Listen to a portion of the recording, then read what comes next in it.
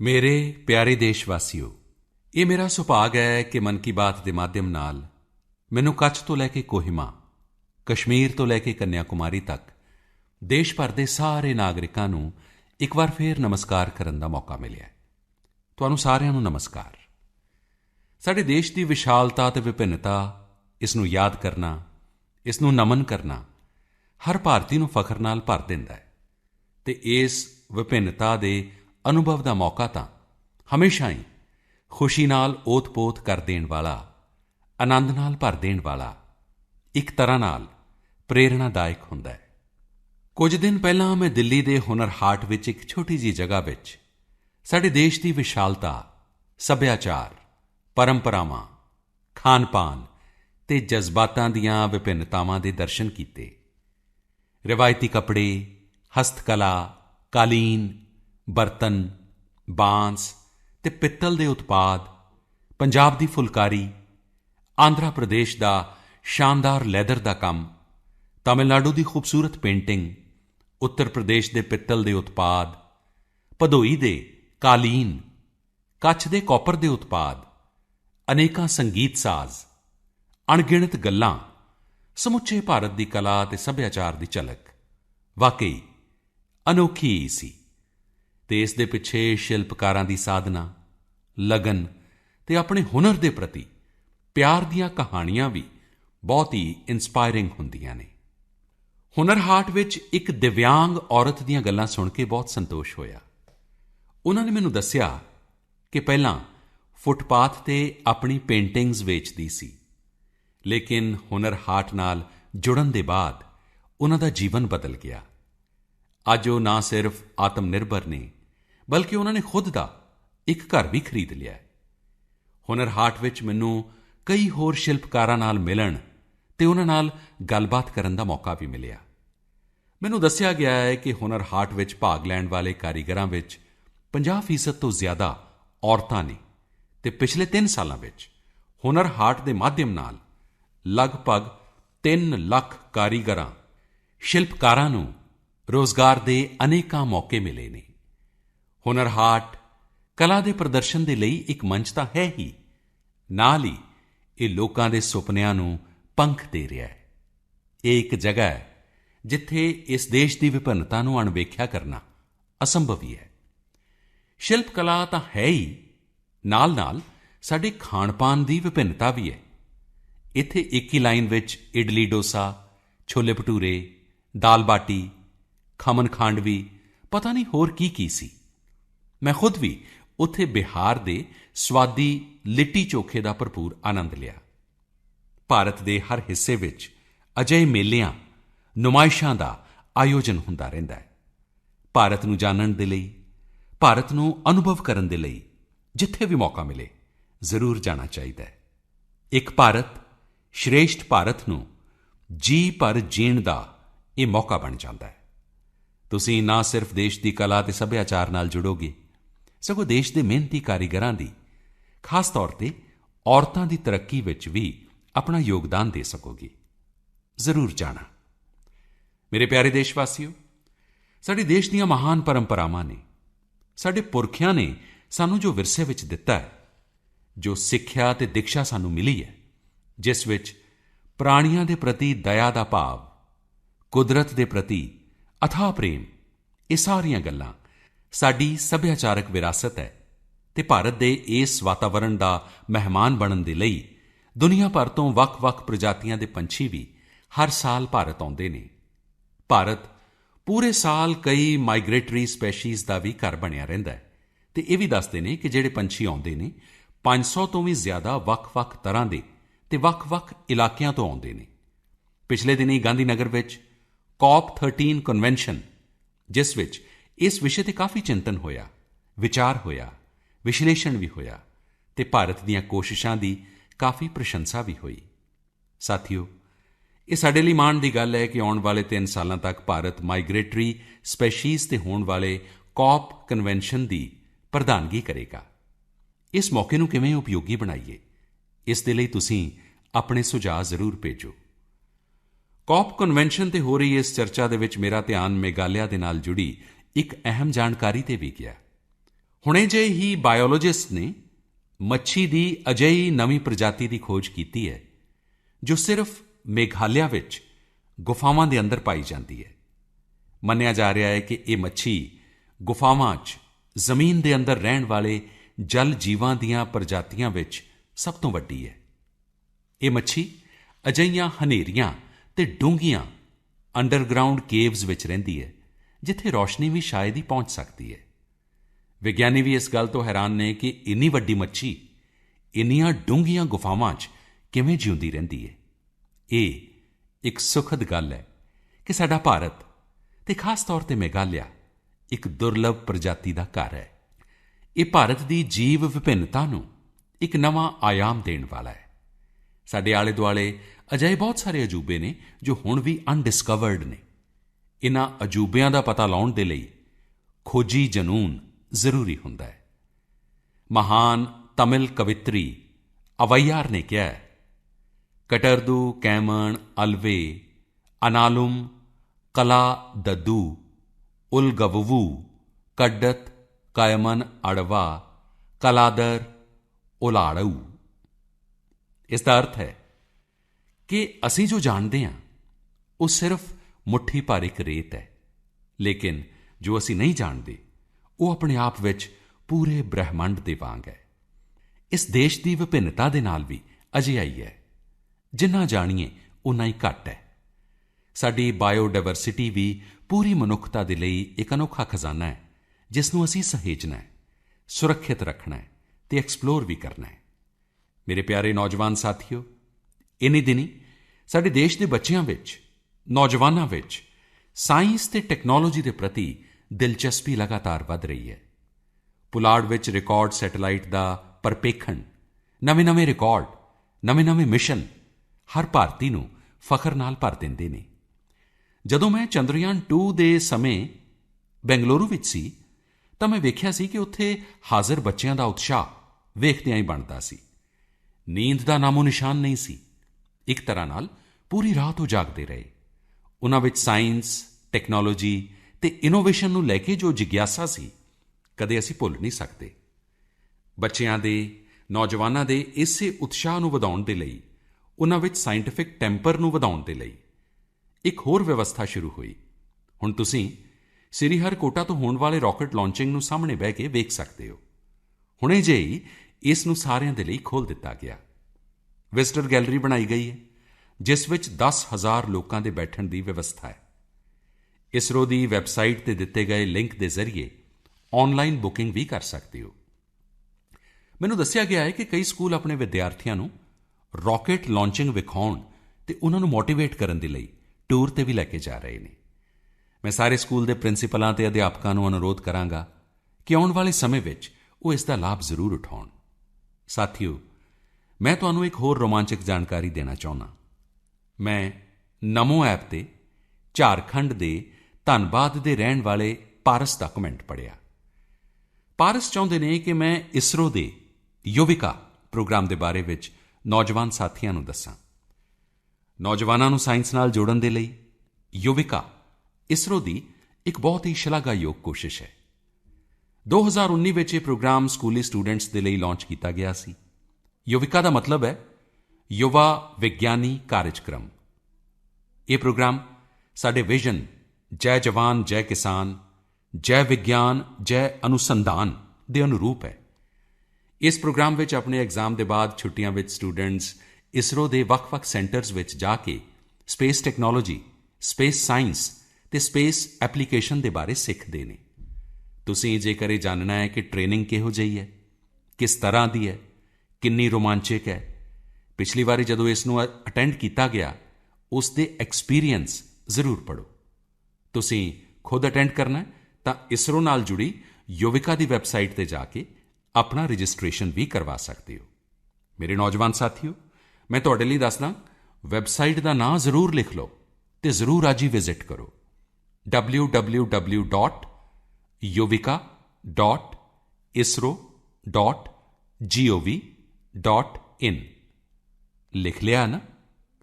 ਮੇਰੇ ਪਿਆਰੇ ਦੇਸ਼ਵਾਸੀਓ, 31 ਜਨਵਰੀ 2020 ਨੂੰ ਲੱਦਾਖ ਦੀਆਂ ਖੂਬਸੂਰਤ ਵਾਦੀਆਂ ਇੱਕ ਇਤਿਹਾਸਿਕ ਘਟਨਾ ਦੀ ਗਵਾਹ ਬਣੀਆਂ।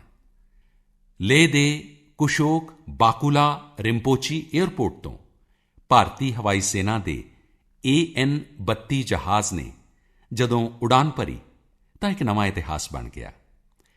ਇਸ ਉਡਾਨ ਵਿੱਚ 10% ਇੰਡੀਅਨ ਬਾਇਓਜੈਟ ਫਿਊਲ ਦਾ ਮਿਸ਼ਰਣ ਕੀਤਾ ਗਿਆ ਸੀ। ਅਜਿਹਾ ਪਹਿਲੀ ਵਾਰ ਹੋਇਆ ਜਦੋਂ ਦੋਵਾਂ ਇੰਜਣਾਂ ਵਿੱਚ ਇਸ ਮਿਸ਼ਰਣ ਦੀ ਵਰਤੋਂ ਕੀਤੀ ਗਈ।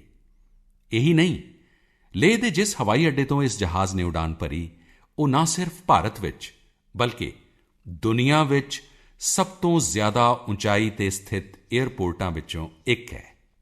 ਖਾਸ ਗੱਲ ਇਹ ਹੈ ਕਿ ਬਾਇਓਜੈਟ ਫਿਊਲ ਨੂੰ non edible tree borne oil ਤੋਂ ਤਿਆਰ ਕੀਤਾ ਗਿਆ ਹੈ।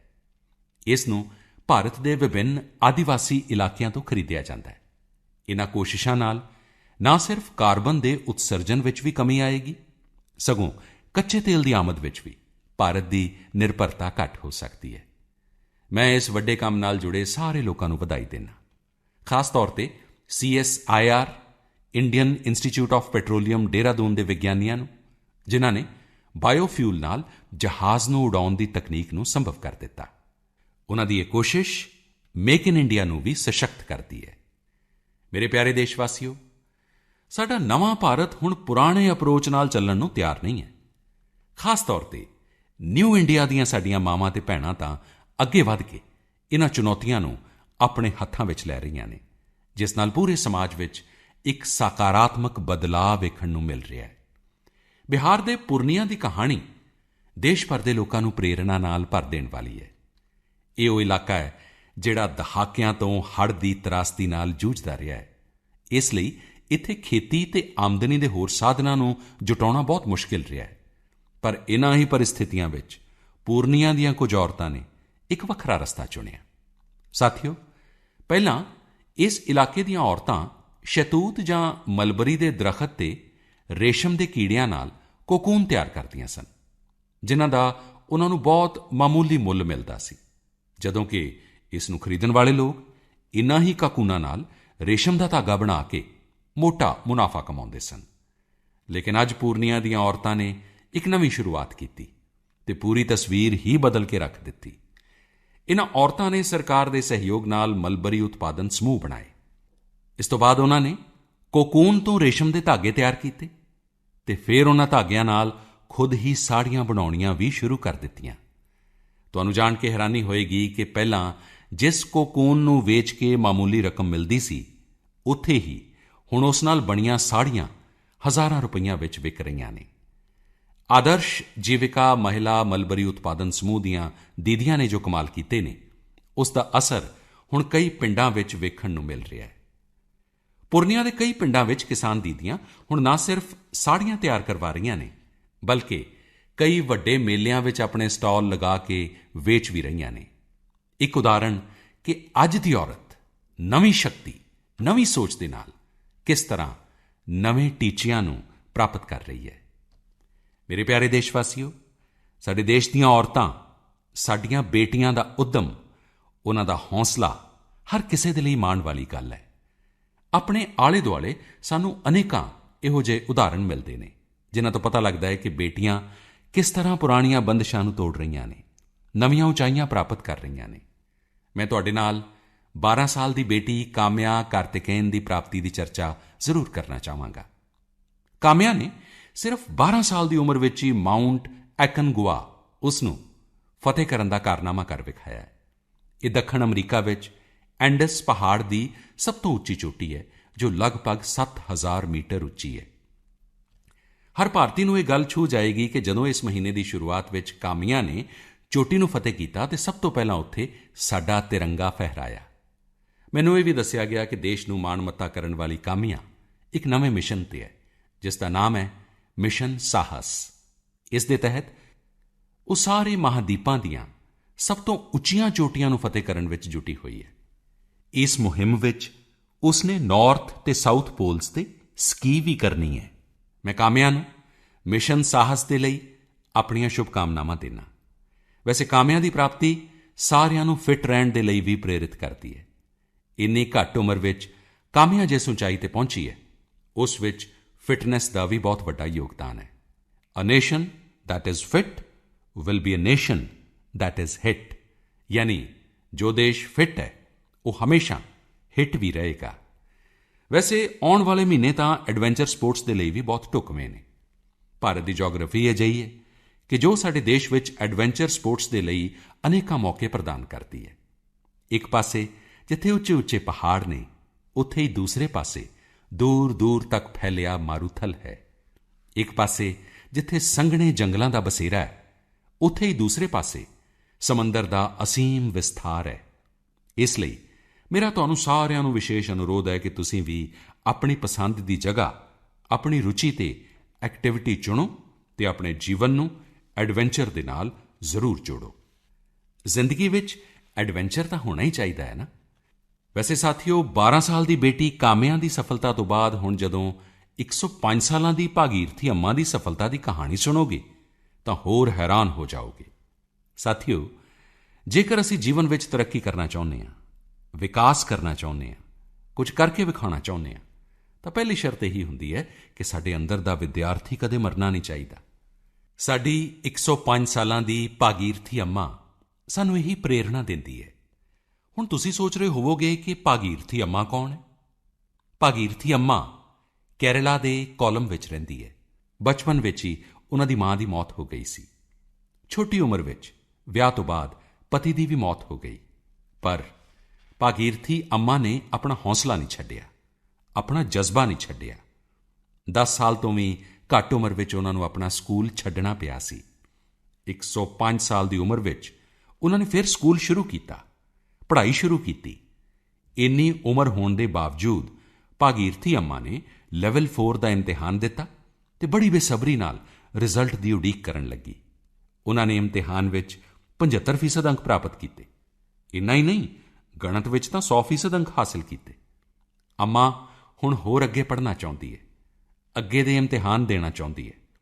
ਜ਼ਾਹਿਰ ਹੈ ਭਾਗੀਰਥੀ ਅੰਮਾ ਵਰਗੇ ਲੋਕ ਇਸ ਦੇਸ਼ ਦੀ ਤਾਕਤ ਨੇ, ਪ੍ਰੇਰਣਾ ਦਾ ਇੱਕ ਬਹੁਤ ਵੱਡਾ ਸਰੋਤ ਨੇ। ਮੈਂ ਅੱਜ ਖਾਸ ਤੌਰ 'ਤੇ ਭਾਗੀਰਥੀ ਅੰਮਾ ਨੂੰ ਪ੍ਰਣਾਮ ਕਰਦਾ। ਸਾਥੀਓ, ਜੀਵਨ ਦੇ ਮੁਸ਼ਕਿਲ ਸਮੇਂ ਵਿੱਚ ਸਾਡਾ ਹੌਸਲਾ, ਸਾਡੀ ਇੱਛਾ ਸ਼ਕਤੀ ਕਿਸੇ ਵੀ ਪਰਿਸਥਿਤੀ ਨੂੰ ਬਦਲ ਦਿੰਦੀ ਹੈ। ਹੁਣੇ ਜਿਹੀ ਮੈਂ ਮੀਡੀਆ ਵਿੱਚ ਇੱਕ ਇਹੋ ਜਿਹੀ ਸਟੋਰੀ ਪੜ੍ਹੀ ਜਿਸ ਨੂੰ ਮੈਂ ਤੁਹਾਡੇ ਨਾਲ ਸ਼ੇਅਰ ਕਰਨਾ ਚਾਹੁੰਦਾ। ਇਹ ਕਹਾਣੀ ਮੁਰਾਦਾਬਾਦ ਦੇ ਹਮੀਰਪੁਰ ਪਿੰਡ ਵਿੱਚ ਰਹਿਣ ਵਾਲੇ ਸਲਮਾਨ ਦੀ ਹੈ। ਸਲਮਾਨ ਬਚਪਨ ਤੋਂ ਹੀ ਦਿਵਿਆਂਗ ਹੈ। ਉਹਨਾਂ ਦੇ ਪੈਰ ਉਹਨਾਂ ਦਾ ਸਾਥ ਨਹੀਂ ਦਿੰਦੇ। ਇਸ ਕਠਿਨਾਈ ਦੇ ਬਾਵਜੂਦ ਵੀ ਉਹਨਾਂ ਨੇ ਹਾਰ ਨਹੀਂ ਮੰਨੀ ਅਤੇ ਖੁਦ ਹੀ ਆਪਣਾ ਕੰਮ ਸ਼ੁਰੂ ਕਰਨ ਦਾ ਫੈਸਲਾ ਕੀਤਾ। ਨਾਲ ਹੀ ਇਹ ਵੀ ਨਿਸ਼ਚਾ ਕੀਤਾ ਕਿ ਹੁਣ ਉਹ ਆਪਣੇ ਵਰਗੇ ਦਿਵਿਆਂਗ ਸਾਥੀਆਂ ਦੀ ਮਦਦ ਵੀ ਕਰਨਗੇ। ਫਿਰ ਕੀ ਸੀ, ਸਲਮਾਨ ਨੇ ਆਪਣੇ ਪਿੰਡ ਵਿੱਚ ਚੱਪਲ ਅਤੇ ਡਿਟਰਜੈਂਟ ਬਣਾਉਣ ਦਾ ਕੰਮ ਸ਼ੁਰੂ ਕਰ ਦਿੱਤਾ। ਵੇਖਦਿਆਂ ਹੀ ਵੇਖਦਿਆਂ ਉਹਨਾਂ ਦੇ ਨਾਲ 30 ਦਿਵਿਆਂਗ ਸਾਥੀ ਜੁੜ ਗਏ। ਤੁਸੀਂ ਇਹ ਵੀ ਗੌਰ ਕਰੋ ਕਿ ਸਲਮਾਨ ਨੂੰ ਖੁਦ ਚੱਲਣ ਵਿੱਚ ਦਿੱਕਤ ਸੀ, ਫਿਰ ਵੀ ਉਹਨਾਂ ਨੇ ਦੂਸਰਿਆਂ ਦਾ ਚੱਲਣਾ ਆਸਾਨ ਕਰਨ ਵਾਲੀ ਚੱਪਲ ਬਣਾਉਣ ਦਾ ਫੈਸਲਾ ਕੀਤਾ। ਖਾਸ ਗੱਲ ਇਹ ਹੈ ਕਿ ਸਲਮਾਨ ਨੇ ਸਾਥੀ ਦਿਵਿਆਂਗ ਜਨਾਂ ਨੂੰ ਖੁਦ ਹੀ ਟ੍ਰੇਨਿੰਗ ਦਿੱਤੀ। ਹੁਣ ਇਹ ਸਾਰੇ ਮਿਲ ਕੇ ਮੈਨੂਫੈਕਚਰਿੰਗ ਵੀ ਕਰਦੇ ਨੇ ਅਤੇ ਮਾਰਕੀਟਿੰਗ ਵੀ। ਆਪਣੀ ਮਿਹਨਤ ਨਾਲ ਇਨ੍ਹਾਂ ਲੋਕਾਂ ਨੇ ਨਾ ਸਿਰਫ ਆਪਣੇ ਲਈ ਰੁਜ਼ਗਾਰ ਨਿਸ਼ਚਿਤ ਕੀਤਾ, ਬਲਕਿ ਆਪਣੀ ਕੰਪਨੀ ਨੂੰ ਵੀ ਪ੍ਰੋਫਿਟ ਵਿੱਚ ਪਹੁੰਚਾ ਦਿੱਤਾ। ਹੁਣ ਇਹ ਲੋਕ ਮਿਲ ਕੇ ਦਿਨ ਵਿੱਚ 150 ਜੋੜੀ ਚੱਪਲ ਤਿਆਰ ਕਰ ਲੈਂਦੇ ਨੇ। ਇੰਨਾ ਹੀ ਨਹੀਂ, ਸਲਮਾਨ ਨੇ ਇਸ ਸਾਲ 100 ਹੋਰ ਦਿਵਿਆਂਗਾਂ ਨੂੰ ਰੁਜ਼ਗਾਰ ਦੇਣ ਦਾ ਸੰਕਲਪ ਵੀ ਲਿਆ ਹੈ।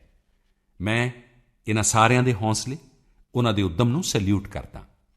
ਅਜਿਹੀ ਹੀ ਸੰਕਲਪ ਸ਼ਕਤੀ ਗੁਜਰਾਤ ਦੇ ਕੱਛ ਇਲਾਕੇ ਵਿੱਚ ਅਜਰਕ ਪਿੰਡ ਦੇ ਲੋਕਾਂ ਨੇ ਵੀ ਵਿਖਾਈ ਹੈ। ਸਾਲ 2001 ਵਿੱਚ ਆਏ ਵਿਨਾਸ਼ਕਾਰੀ ਹੜ੍ਹ ਤੋਂ ਬਾਅਦ ਸਾਰੇ ਲੋਕ ਪਿੰਡ ਛੱਡ ਕੇ ਜਾ ਰਹੇ ਸਨ, ਤਾਂ ਉਸ ਵੇਲੇ ਇਸਮਾਇਲ ਖੱਤਰੀ ਨਾਂ ਦੇ ਸ਼ਖਸ ਨੇ ਪਿੰਡ ਵਿੱਚ ਹੀ ਰਹਿ ਕੇ ਅਜਰਕ ਪ੍ਰਿੰਟ ਦੀ ਆਪਣੀ ਰਵਾਇਤੀ ਕਲਾ ਨੂੰ ਸਹੇਜਣ ਦਾ ਫੈਸਲਾ ਕੀਤਾ। ਫਿਰ ਕੀ ਸੀ, ਵੇਖਦੇ ਹੀ ਵੇਖਦੇ ਕੁਦਰਤ ਦੇ ਰੰਗਾਂ ਨਾਲ ਬਣੀ ਅਜਰਕ ਕਲਾ ਹਰ ਕਿਸੇ ਨੂੰ ਲੁਭਾਉਣ ਲੱਗੀ ਅਤੇ ਇਹ ਪੂਰਾ ਪਿੰਡ ਹਸਤ ਕਲਾ ਦੀ ਆਪਣੀ ਰਵਾਇਤੀ ਵਿਧਾ ਦੇ ਨਾਲ ਜੁੜ ਗਿਆ। ਪਿੰਡ ਵਾਲਿਆਂ ਨੇ ਨਾ ਸਿਰਫ ਸੈਂਕੜੇ ਸਾਲ ਪੁਰਾਣੀ ਆਪਣੀ ਇਸ ਕਲਾ ਨੂੰ ਸਹੇਜਿਆ, ਸਗੋਂ ਉਸ ਨੂੰ ਆਧੁਨਿਕ ਫੈਸ਼ਨ ਨਾਲ ਵੀ ਜੋੜ ਦਿੱਤਾ।